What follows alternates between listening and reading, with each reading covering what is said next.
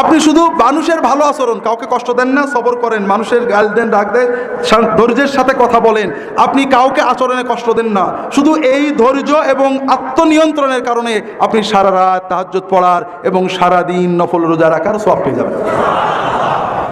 খারাপ আচরণ কি কি রাসূলুল্লাহ সাল্লাল্লাহু আলাইহি ওয়াসাল্লাম একেবারে ফিক্সড করে দিয়েছেন। বেশি কথা বলা, অহংকার করা, মানুষের সাথে রূঢ় আচরণ করা, কথা দিয়ে কষ্ট দেওয়া, গালি দিয়ে কথা বলা, এই ধরনের নির্ধারিত কিছু কাজকে রাসূলুল্লাহ সাল্লাল্লাহু আলাইহি ওয়াসাল্লাম বলেছেন এগুলো খারাপ আচরণ, এইটা যারা করবে তারা আমার উম্মত নয়, অথবা উম্মত হলেও অনেক দূরের উম্মত হবে।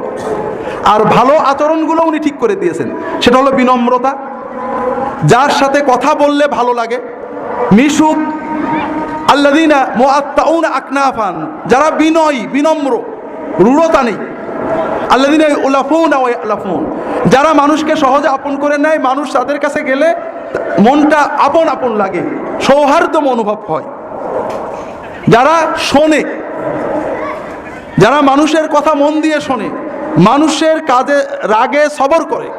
আল্লাহ রাসূল সাল্লাল্লাহু আলাইহি ওয়াসাল্লামের কাছে এসে একজন বলছে ঠিক এরকম, ইয়া রাসূলুল্লাহ আওসিনি, আমার একটা নসিহত করেন। রাসূলুল্লাহ বলেন লা তাকদাব, রাগ করো না। হুজুর আরেকটা নসিহত করেন, লা তাকদাব, রাগবে না। আরেকটা লা তাকদাব, অন্য হাদিস আছে লা তাকদাব ওয়ালাকাল জান্নাহ, তুমি শুধু রাগ নিয়ন্ত্রণ করবে, তোমার জন্য জান্নাতের নিশ্চয়তা দিচ্ছি।